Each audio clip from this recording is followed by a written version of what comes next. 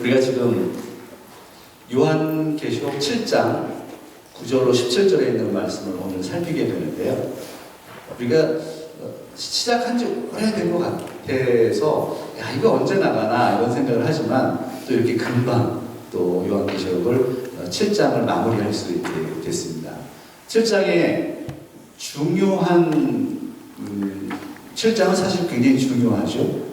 왜냐하면 6장에 인심판 시리즈가 시작이 되면서 6장에 첫 번째 인 그리고 여섯 번째 인까지 등장하잖아요. 그리고 바로 일곱 번째 인심판 시리즈가 7장에 나와야 되는데 아니 7장에 나오지 않고 8장에 나온단 말이에요. 그러면 도대체 그럼 인심판 시리즈가 쭉 시리즈로 나가고 있는데 왜 갑자기 7장에서는 그 심판 시리즈를 멈추고 여기에 14만 4천 명과 아무도 셀 수 없는 큰 무리에 대해서 설명하느냐. 이것이 바로 구원의 아주 중요한 부분을 다루고 있는 것입니다. 그러니까 구원이라고 하는 하나님의 구속의 계획은 믿지 않는 자들의 심판과 믿는 자의 구원이 같이 가는 것이죠. 그래서 하나님께서는 심판을 아주 요한계시록에서는 깊이 있게 구체적으로 보여줍니다.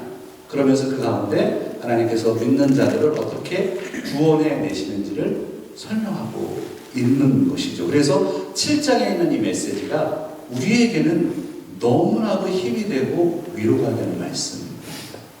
우리가 지난주에 7장의 1절부터 8절에 있는 그 가운데 가장 중요한 14만 4천 명에 대한 이야기를 나누었습니다. 다시 한번 정리를 해볼까요? 14만 4천 명은 누구입니까?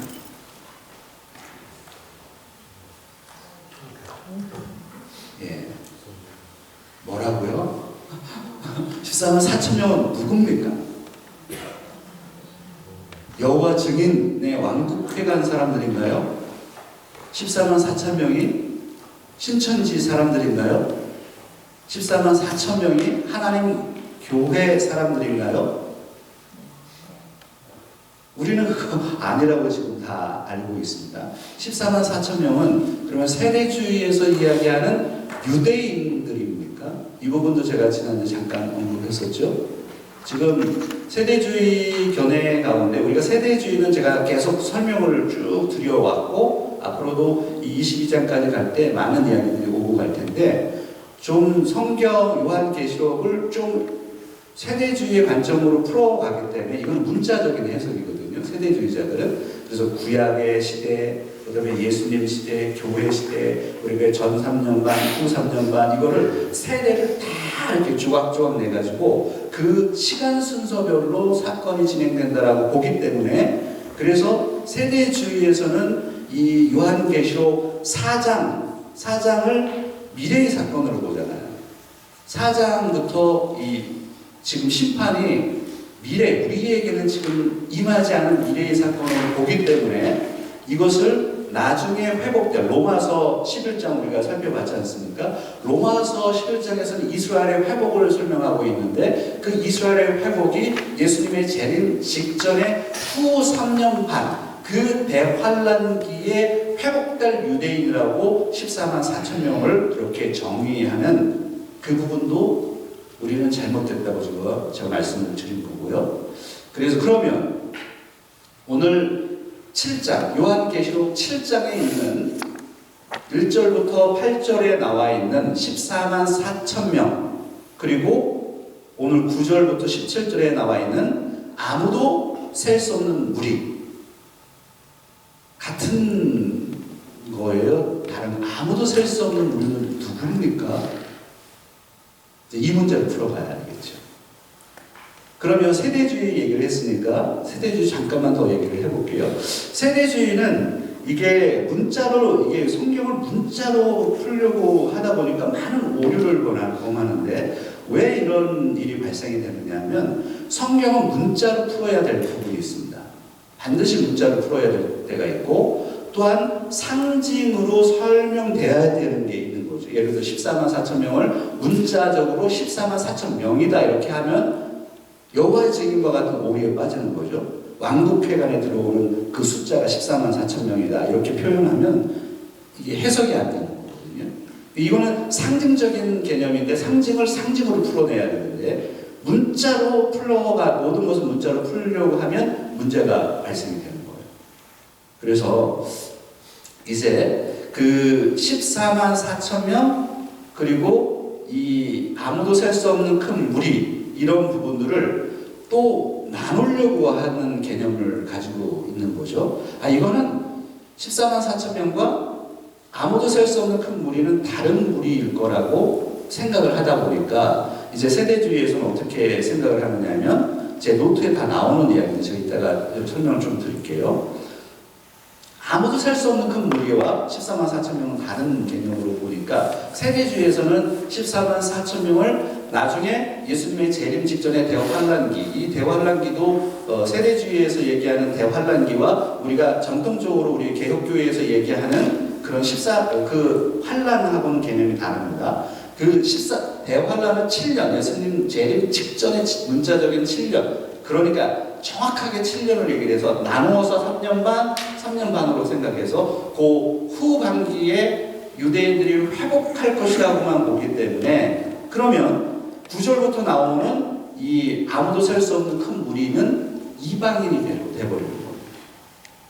유대인과 이방인이 돼버리는 그런 해석을 가지게 되는 거죠. 이 부분도 우리가 이제 좀 관점을 갖고 이 본문을 들여다보면 좋을 것 같습니다. 그래서 사실은 지금 여기 우리 교회 토요 새벽 예배 나오신 여러분들에게는 이 부분들이 제가 지금 설명하는 이런 얘기들 있죠. 이런 것들이 크게 와닿지 않을 수 있어요. 괜찮아요. 그러나 요한계시록을 풀어가고 연구하는 사람들에게는 이 이슈가 너무 중요한 이슈예요. 그래서 어떻게 하나님의 구속 계획을 마지막 때를 볼 것이냐, 그리고 구속이라고 하는 개념이 어떻게 이루어지는 것이냐, 미래적인 것이냐, 현재적인 것이냐, 과거와 현재와 미래적인 사건이냐, 이런 것들을 풀어가는 아주 중요한 개념들이기 때문에 제가 말씀을 드리지만 여러분에게는 이게 잘 안 들릴 수 있으나 괜찮다라고 말씀드리고 오늘 본문으로 좀 들어가 보겠습니다. 그 1페이지에 보시면 제가 개관하에 이런 얘기를 해놨습니다. 7장 9절부터 17절까지 지금 저희들이 지금 오늘 본문을 삼고 있는데 그 가운데 14만 4천 명은 1절부터 8절까지고 그리고 9절부터 17절까지는 아무도 셀 수 없는 큰 무리를 소개한단 말이에요. 그러면 이게 도대체 뭐냐? 14만 4천 명은 전투하는 교회 공동체의 모습을 보여주고 그리고 아무도 셀 수 없는 이 무리는 하늘에서 안식을 누리는 큰 무리의 모습을 보여줍니다. 조금 이해가 되시나요? 다시 한번 설명을 드릴게요. 14만 4천 명은 셀 수 있는 숫자죠. 근데 이 14만 4천 명은 전투하는 교회 공동체의 모습을 보여주고 그러니까 이 전투한다라고 하는 것은 지상의 교회의 모습을 보여준다면 그리고 아무도 셀 수 없는 무리는 하늘에서 안식을 누리는 무리를 설명하는 것을 보여준다. 이 부분을 가지고 관점을 가지고 이제 본문을 좀 들어가 보도록 하겠습니다. 자, 9절을 한번 다시 읽어볼까요? 오늘 요한계시록 7장 9절부터 지금 17절에 있는 말씀 보고 있습니다. 9절에 있는 말씀 같이 읽겠습니다. 시작. 2일 후에 내가 보니 각 나라와 족속과 백성과 방언에서 아무도 능히 셀 수 없는 큰 무리가 나와 흰 옷을 입고 손에 종려가지를 들고 보좌 앞과 어린 양 앞에 서서. 여기서 2일 후에 이런 문구가 요한계시록에 꾸준히 등장하죠. 2일 후에 after this, 2일 후에 내가 보니 I looked.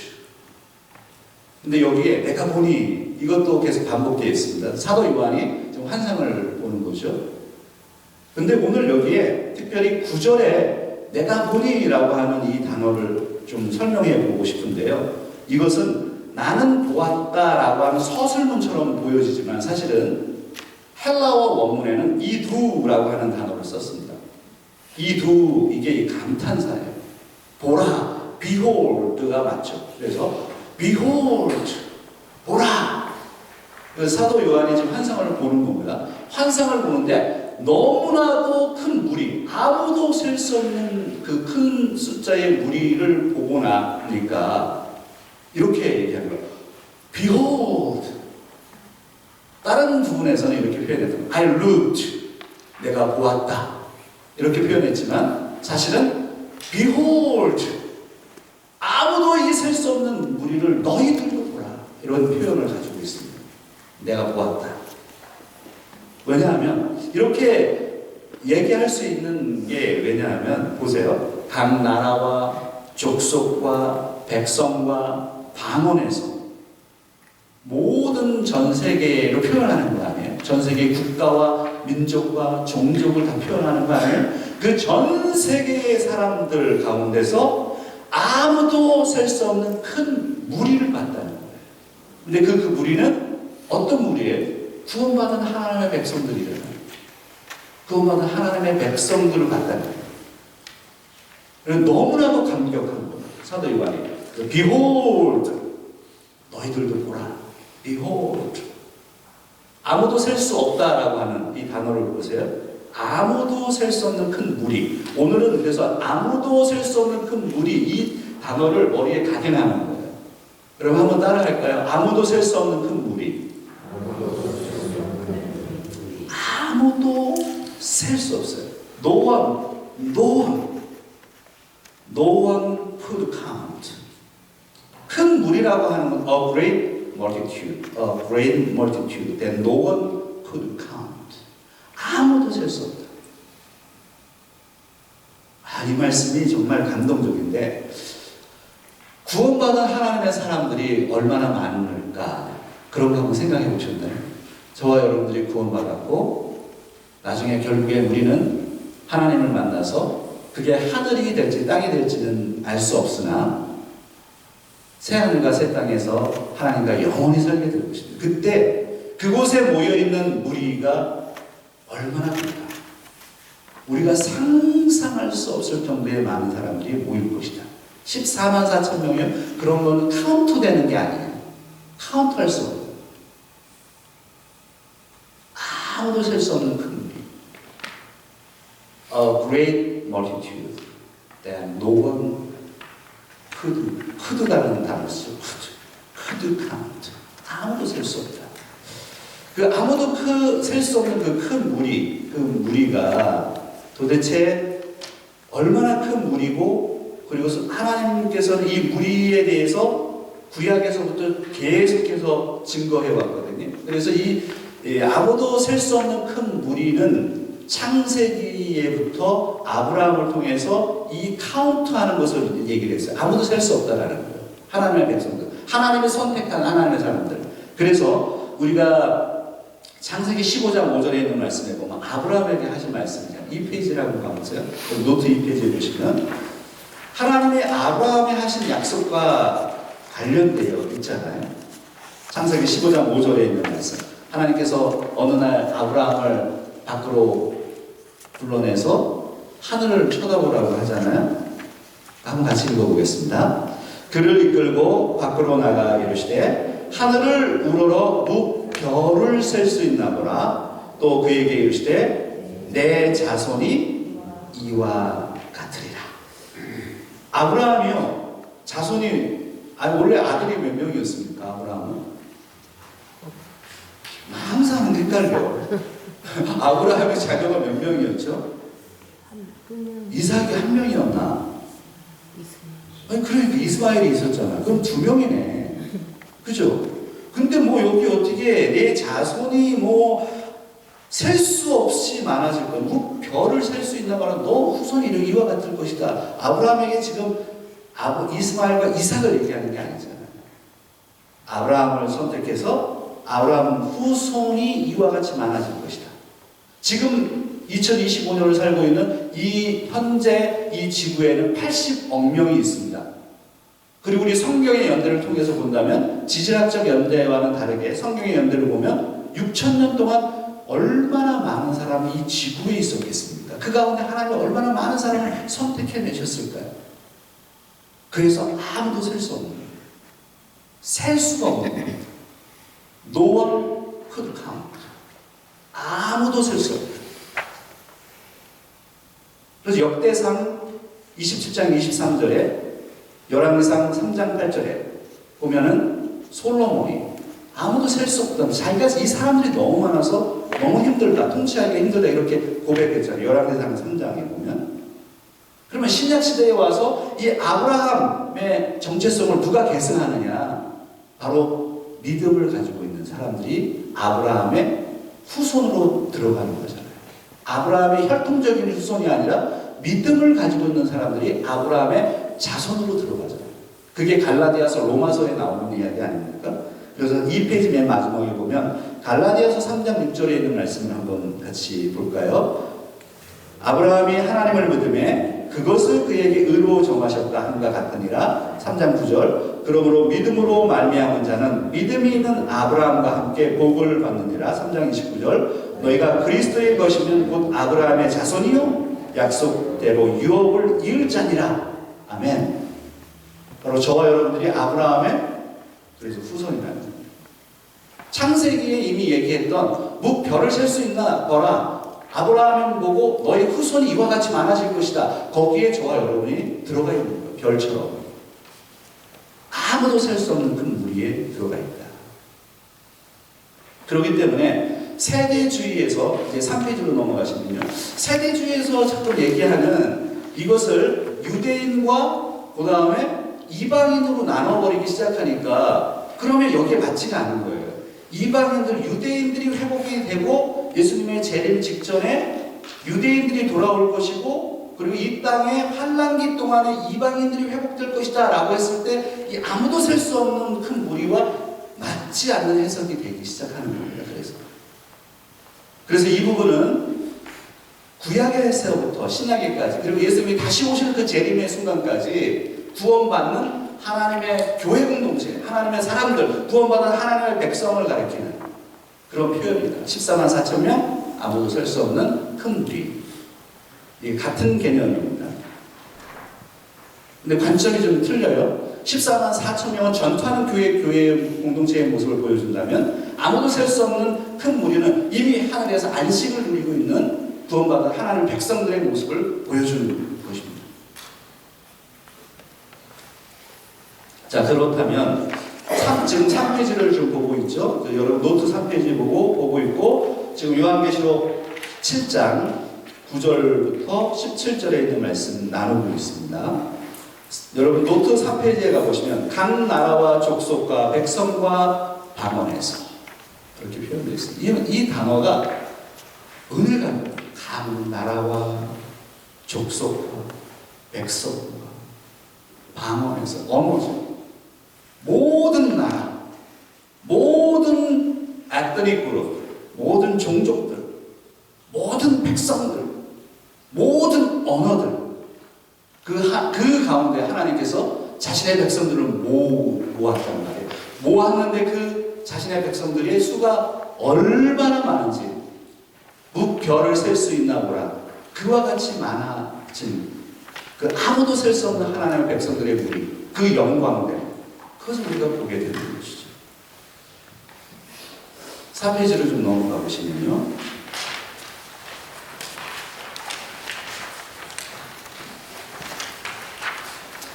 이 9절에 있는 지금 요한계시록 7장 9절에 있는 말씀을 좀 보고 있는데요. 9절에 있는 말씀을 한번 다시 봐보세요. 이제 의미를 가지고 다시 한번 읽어보겠습니다. 시작. 이 일 후에 내가 보니 각 나라와 족속과 백성과 방언에서 아무도 능히 셀 수 없는 큰 무리가 나와 흰 옷을 입고 손에 종려가지를 들고 보호자 앞과 어린 양 앞에 서서 이렇게 되어 있습니다. 아무도 셀 수 없는 그 큰 무리의 사람, 무리의 하나님의 백성들이 무엇을 입고 있대요? 흰 옷을 입고 있어요. 오늘도 흰 옷 입고 오신 분들이 좀 계시군요. 예, 돋보입니다. 흰 옷이. 흰 옷을 입고, 그 다음에 손에 뭘 들어요? 종려 나무를 가지를 들고. 그래서 우리가 생각납니까? 종려 가지를 든다. 그러면은 우리가 조금 있으면 이제 부활절을 맞이합니다. 부활절 바로 직전은 무슨 날이라고 하죠? 종려주일이라고 하는데 팜 선데이라고 하죠. 종려나무를 흔들었다. 그래서 이 종려나무를 가지고 흔든다라고 하는 개념은 이 전쟁 모티브이고요. 제 노트에 가 있으면 그거는 보세요. 최근 모티브입니다. 하나님께서 자신의 백성을 구원해냈다라고 하는 최근 모티브와 전쟁 모티브, 승리해서 돌아왔을 때 백성들이 그 종려나무 가지를 흔든 것처럼 예수님이 예루살렘으로 입성할 때 백성들이 종려나무 가지를 흔들었던 거죠. 왕을 맞이하는 것처럼 승리를 지금 축하하고 있는, 하나님에 의해서 구원받은 백성들이 흰 옷을 입고, 흰 옷도 승리를 상징하죠. 승리를 만끽하고 있는. 그래서 저는 이 예배가 저는 항상 축제의 분위기가 돼야 된다 이렇게 생각합니다. 우리 찬양팀, 성가대 다 열심히 노력해 주시고 우리 교회는 예배가 정말 아주 좋습니다. 예배에 와서 우리 세상에 살면서 힘들고 지쳐있는 우리의 심정이 이 안에서 회복이 돼요. 하나님을 만나요. 여기서 승리를 축하하는 거예요. 종려나무 가지를 흔드는 거예요. 내가 흰 옷을 입고 내가 승리를 경험하는 이 자리에 있는 거예요. 그 예배가 중요해요.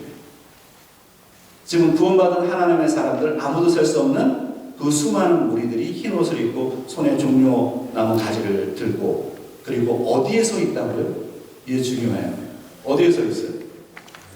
강가에 서 있어요? 아니면 무슨 어디 온천 앞에 서 있어요? 어디 있어요? 보자. 네? 아니 무슨 온천 앞에 서 있다고요? 보좌와 어린 양, 하나님과 예수 그리스도 앞에 서 있다. 그러면 왜 서 있느냐는 거예요. 그게 바로 10절의 말씀입니다. 10절로 넘어가면 10절과 12절에 있는 말씀, 여러분 노트 5페이지를 보시면 되겠고요. 10절과 12절에 있는 말씀 한번 같이 읽도록 하겠습니다. 큰 소리로 외쳐요되 구원하심이 보좌에 앉으신 우리 하나님과 어린 양에게 있다 하니 모든 천사가 보좌와 장로들과 내 생물의 주위에 서 있다가 보좌 앞에 엎드려 얼굴을 대고 하나님께 경배하며 이르되 아멘. 찬송과 영광과 지혜와 감사와 존귀와 권능과 힘이 우리 하나님께 세세토록 있을지어다. 아멘. 이 광경을 생각해 보세요. 아무도 셀 수 없는 큰 무리가 찬양을 하는 거예요. 하나님의 보좌, 예수 그리스도 앞에서 딱 서요. 우리가 예배 드릴 때 성가대가 여기서 쫙 찬양하잖아요. 우리 교회 성가대는 명품 성가대예요. 노래가, 찬양이 얼마나 좋은지. 집사님 웃는 의미가 뭔가요? 명품 성가대. 우리 에세트로 성가대는 무슨 성가대냐? 명품 성가대냐? 근데 찬양을 해요. 그런데 생각해 보세요. 우리 교회 규모의 찬양에도 와 찬양하는 게 이렇게 들리잖아요. 우리가 영상으로 본 적 있으시죠? 사랑의 교회, 한국의 사랑의 교회. 야, 성가대 보세요. 수백 명이 거기서 흰 옷을 가운 쫙 입고 찬양, 할렐루야 찬양을 하는데 그 소리가 기가 막히잖아요. 그런데 하늘나라에서 보좌 앞에서 모든 구원받은 백성들이 찬양을 하는 그 소리를 생각해 보세요.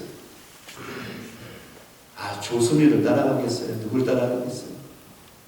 그 아름다운 목소리로 찬양하는 소리, 승리에 찬 경배하는 소리.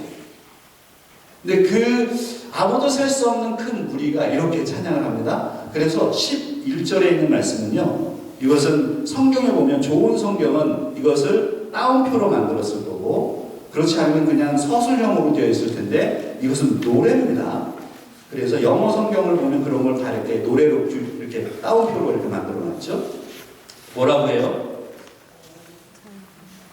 큰 소리로 외쳐. 10절에 구원하심이 보좌에 앉으신 우리 하나님과 어린 양께 있도다. 아무도 셀 수 없는 그 우리들이 구원하심이 보좌에 앉으신 우리 하나님과 어린 양께 있도다. 아무튼 이 찬양을 하는 거예요. 아무튼 그러면 생각해 보세요. 그래서 이 아침에 이 찬양을 처음 부르고 싶었는데 또 카피해드리고 뭐 이거 아주 복잡해. 그냥 그래서 안 했어요. 그런데 보세요.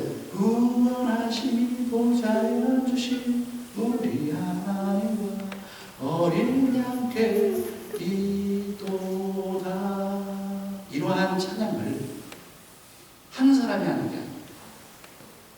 태어나서 창조 때부터 하나님의 백성들, 예수님의 재림해서 완전히 구원이 완성될 때까지 모든 하나님의 백성들이 거기서 이 찬양, 그때의 그 아름다움, 바로 예배의 아름다움이 바로 이런 것입니다. 그러니까 그 천상의 예배가 오늘날 이 지상에 저와 여러분이 드리는 이 예배와 어우러져 있고 맞물려 있는 것입니다. 그러니까 이 예배가 얼마나 중요해요. 자, 그 다음에 아무도 셀 수 없는 큰 무리가 이렇게 찬양을 합니다. 그랬더니 11절에는요, 누가 찬양을 해요? 아무도 셀 수 없는 무리는 누구라 그랬습니까? 구원받은 하나님의 백성들이라고 했죠. 그러면 구원받은 하나님의 백성들도 찬양을 하고 예배를 드려요. 그랬더니 그 주변에 누가 있어요? 천사들이 있었던 거예요. 그래서 여기 보면 모든 천사라고 나옵니다. 모든 천사들이 또 찬양을 하네요. 11절부터 12절에 다시 한번 읽어볼게요. 모든 천사가 보좌와 장로들과 내 생물의 주위에 서 있다가 보좌 앞에 엎드려 얼굴을 대고 하나님께 경배하여 이르되 아멘. 찬송과 영광과 지혜와 감사와 존귀와 권능과 힘이 우리 하나님께 세세토록 있을지어다. 아멘. 이것도 다운표로 표현돼야 돼요. 여러분 서술문으로 읽으면 안 돼요. 이것도 노래입니다. 모든 천사가 이렇게 지금 찬양을 하고 있어요. 구원받은 하나님의 백성들이 찬양을 하고 그리고 천사들이 찬양하고 하늘에서 우리가 해야 할 일이 무엇이냐? 예배드리는 거예요. 근데 생각해 보세요. 예배가 지겨워요? 즐거워요? 한번 대답해 보세요.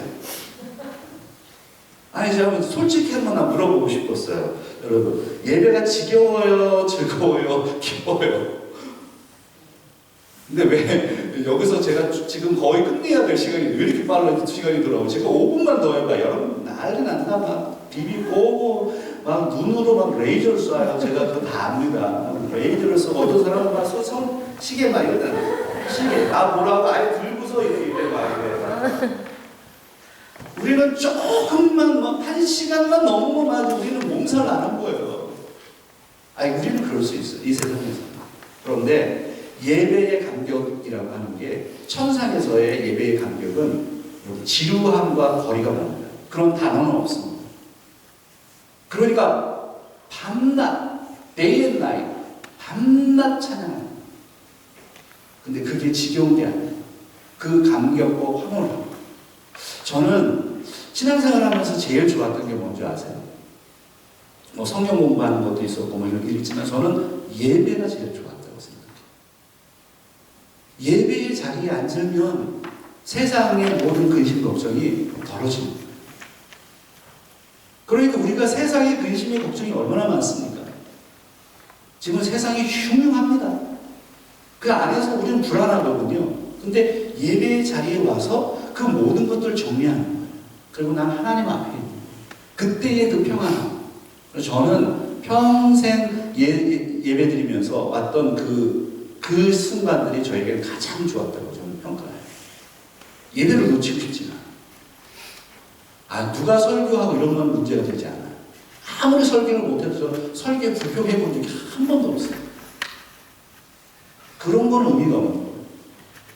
그냥 이 예배의 자리가 그렇게 귀한 거예요.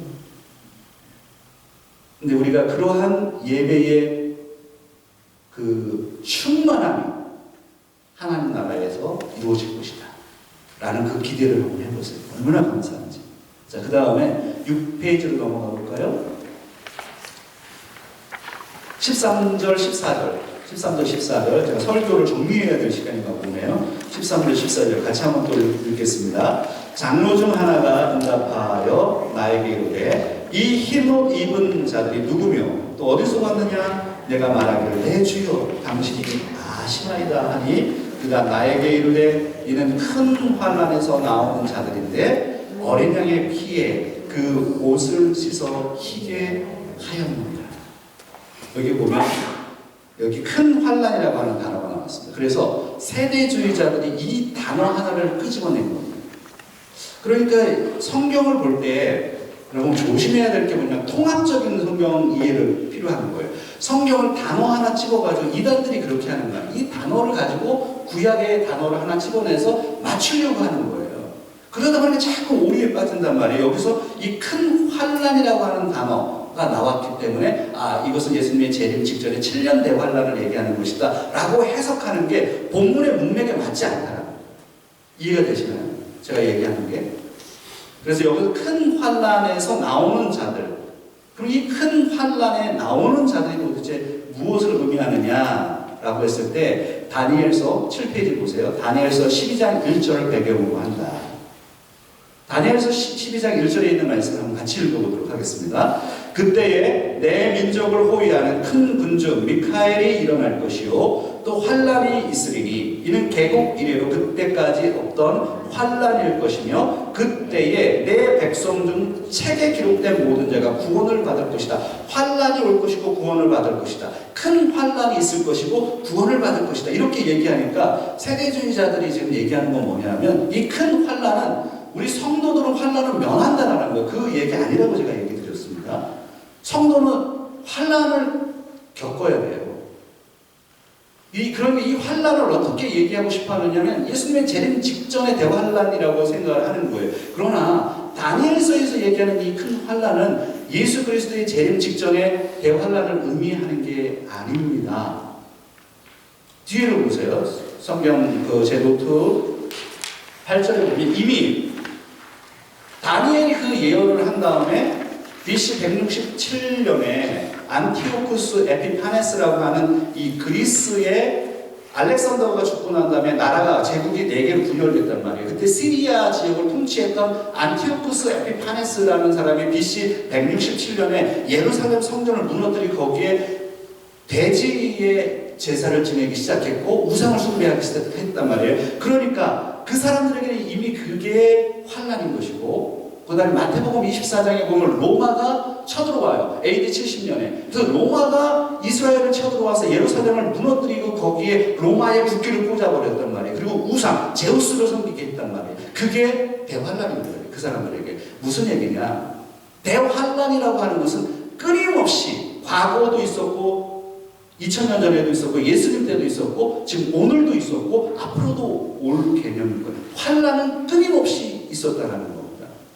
그러니까 예수님의 재림 직전 후 3년 반에 있을 대환란으로 생각을 하면 이게 성경 자체를 오해하게 되는 것이죠. 이해가 되시나요?